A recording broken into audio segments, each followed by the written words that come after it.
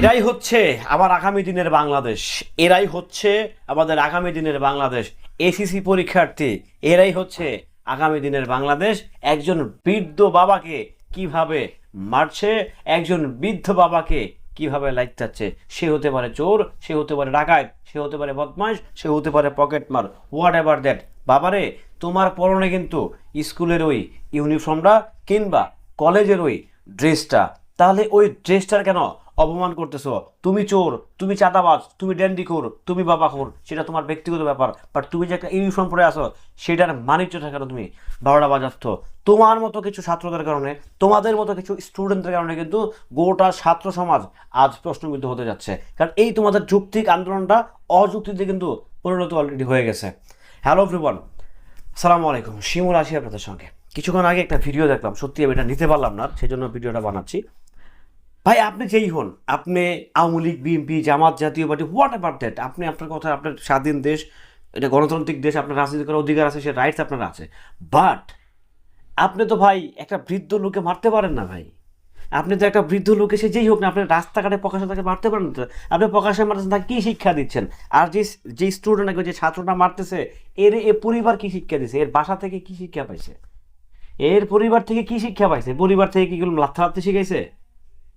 তাহলে এদের যদি হয় এই অবস্থা, এখন এই মেন্টালিটি, এই যে এসএসসি পরীক্ষার্থীদের যদি এই মেন্টালিটি হয়, এটা বড় হলে দেশকে কীভাবে নেতৃত্ব দিবে? তাহলে দেশের ভবিষ্যৎ কী আসলে? মাননীয় প্রধানমন্ত্রী যে বলেন, বর্তমান প্রধানমন্ত্রী যিনি আছেন, যে বলেন যে তরুণরা হচ্ছে সামনের ফিউচার। এরা যদি সামনের ফিউচার হয়, ভয়ঙ্কর হয়ে যাবে দেশটা। এটা যদি সামনের ফিউচার হয়, তাহলে তার দেশ ভয়ঙ্কর, দেশ ভয়াবহ লেভেলের ভয়ঙ্কর হবে। কারণ এটা তো ফিউচার হতে পারে না কখনো, এরা কখনোই ফিউচার হতে পারে না। তবে হ্যাঁ, একজনের জন্য আমি বললাম না যে একজন চুরি করে 10 জনের বদনাম হয়।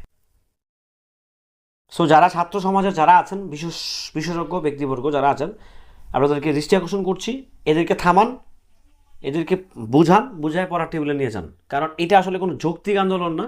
সরকার অলরেডি মেনে নেওয়ার পরে এটা আসলে কিসের আন্দোলন?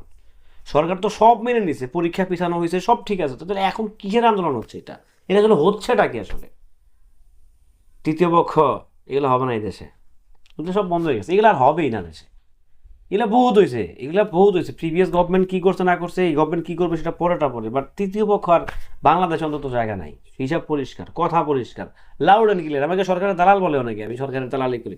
তো সরকারের দালালি করবো কার করবো? সরকার তো দেশের কাজ করতেছে, সরকার তো দেশের হয়ে কাজ করতেছে। তো আমি কার দালালি করবো? তোমার দালালি করবো? হ্যাঁ, কার দালালি করবো?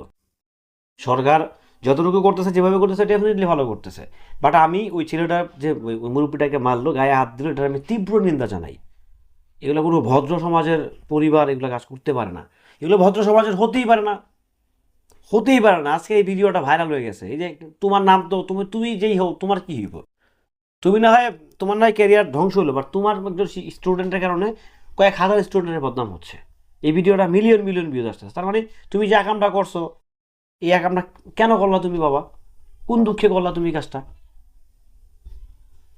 যাই হোক, ভালো থাকবেন, সুস্থ থাকবেন, নিত্য নতুন ভিডিও পেতে সঙ্গে থাকবেন। আল্লাহ।